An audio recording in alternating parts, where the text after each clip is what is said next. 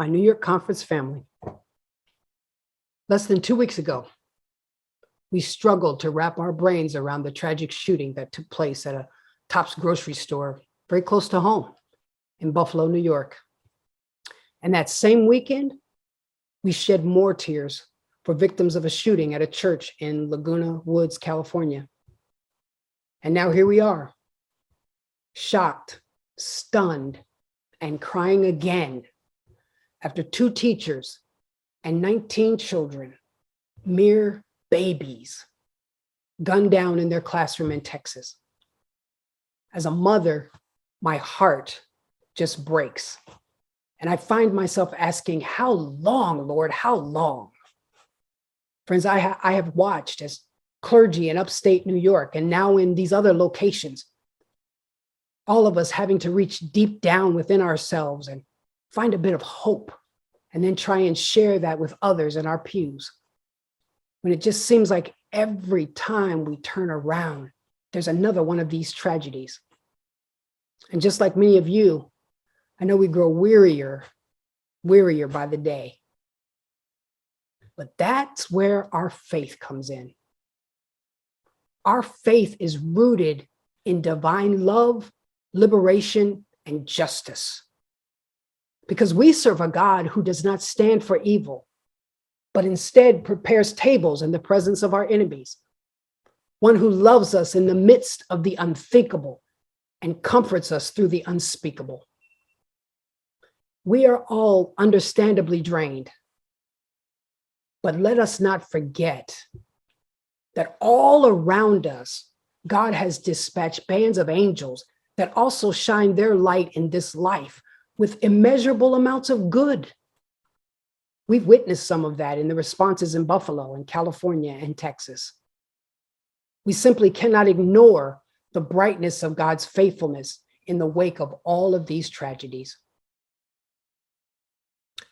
And then let us remember that God did not cause any of this.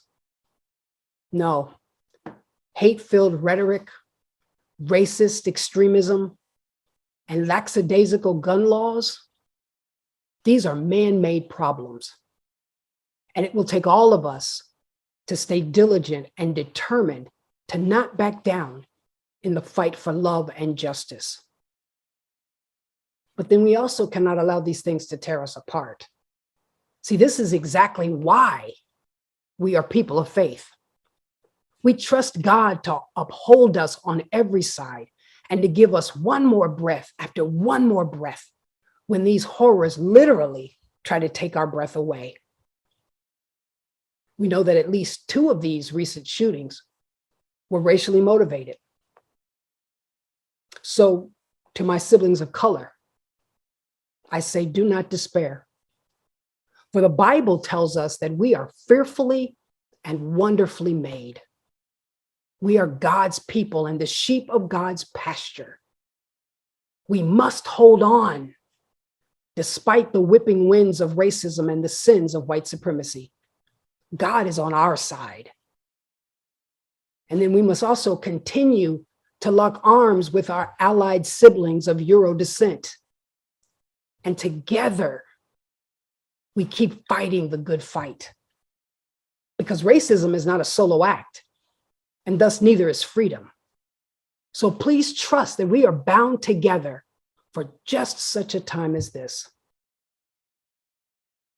So then, let our churches be filled with people who believe that the same God who breathes life into our bodies has promised and assured us of a brighter day.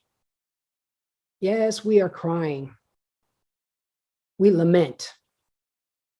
Tonight, we're going to hug and hold our children just a little bit tighter, believing that even in our mourning, God is still God, and we are not forsaken.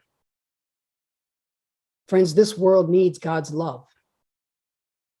Our country needs God's peace.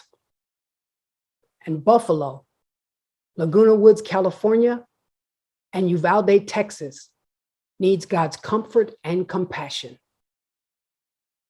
And as the church, we are called to be that visible expression of Jesus Christ upon this earth.